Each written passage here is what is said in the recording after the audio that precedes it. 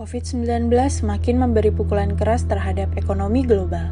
Namun, ada dampak lain yang sangat positif bagi lingkungan. COVID-19 menunjukkan pengaruh positif terhadap polusi udara secara global.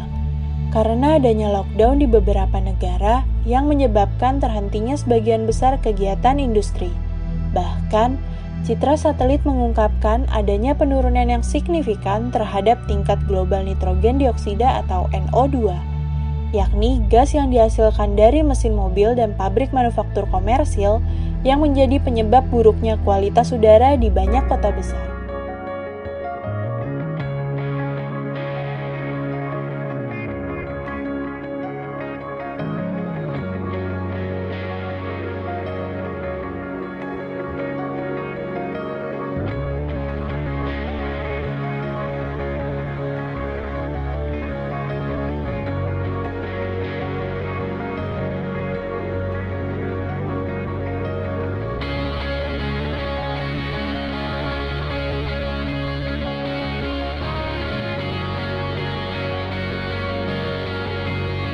Beberapa binatang pun cenderung bermunculan akibat ketidakhadiran manusia.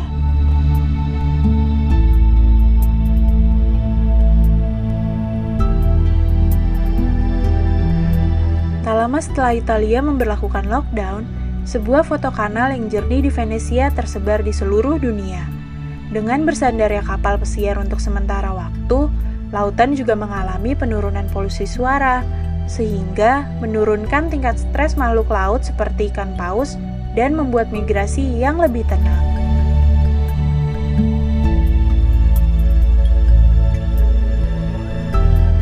Sayangnya, salah satu efek terburuk terhadap lingkungan di masa pandemi adalah meningkatnya penggunaan plastik sekali pakai dari peralatan medis, seperti sarung tangan, hingga kemasan plastik lainnya. Batasan aktivitas dari sektor komersil seperti restoran, pusat perbelanjaan, dan pariwisata dianggap dapat mengurangi produksi sampah.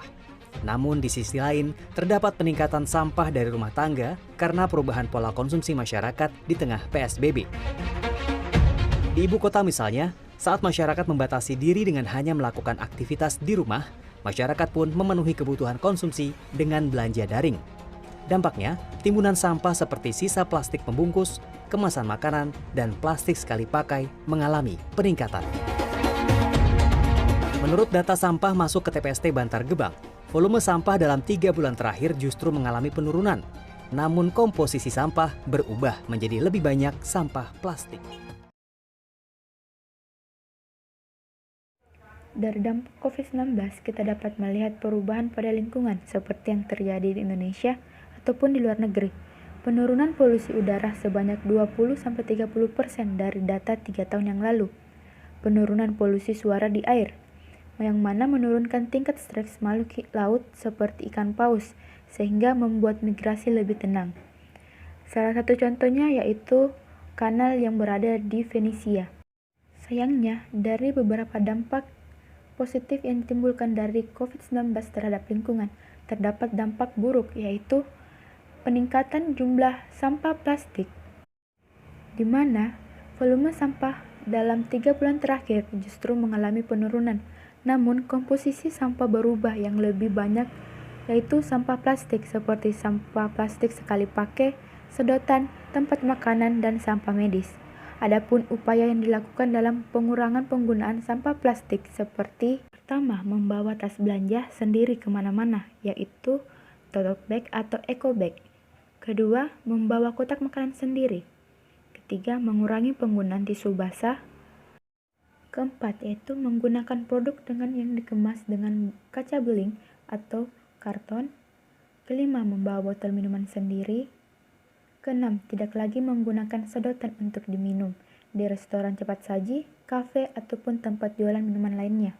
Ketujuh, belajar cara daur ulang sampah plastik.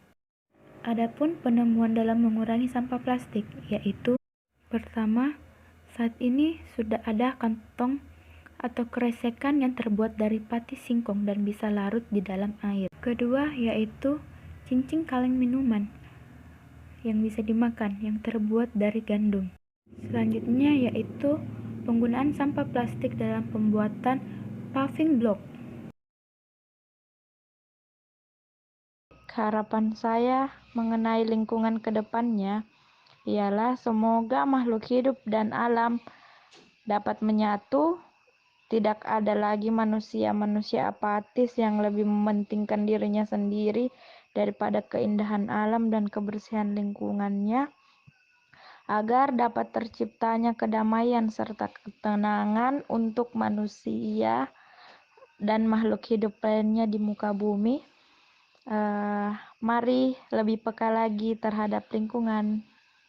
Harapanku untuk lingkungan Indonesia di masa depan yaitu yang pertama, semoga lebih banyak masyarakat yang sadar akan tempat sampah dengan membuang sampah pada tempatnya, dengan memperhatikan sampah-sampah di sekeliling mereka.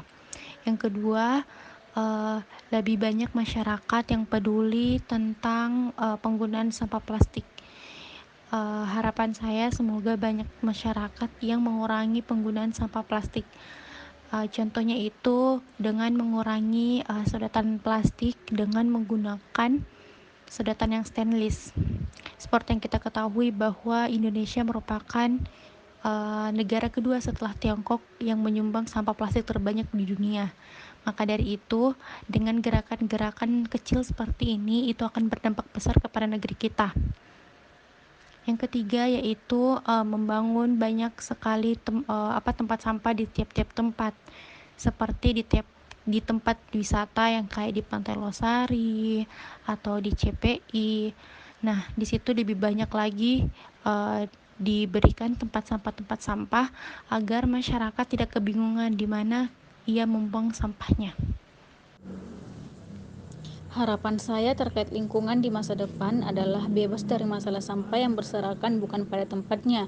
Karena seperti yang kita ketahui, permasalahan yang tidak ada habisnya adalah sampah. Di samping itu, masyarakat harus sadar akan lingkungan dengan selalu membuang sampah pada tempatnya, mengurangi segala sesuatu yang mengakibatkan sampah, membangun kemampuan dan kreativitas untuk dapat mendaur ulang sampah menjadi benda-benda yang bermanfaat dan menarik, serta melestarikan pantai, sungai, laut, dan danau yang ada agar ekosistemnya dapat hidup layak, karena segala sesuatu yang tercemar oleh ulah manusia akan kembali pada manusianya. Peran pemerintah yang saya harapkan yaitu mendukung kemampuan dan kreativitas yang dihasilkan dengan memberi jembatan, salah satunya yaitu membuka pameran untuk karya yang dihasilkan oleh masyarakat. Harapan saya di masa depan tentang lingkungan yaitu lebih kepada pemerintah. Saya berharap pemerintah untuk selalu mengawasi dan memperhatikan para pekerja yang ada di TPA untuk selalu menggunakan alat pelindung diri seperti masker dan lain sebagainya. Mengapa saya mengatakan demikian?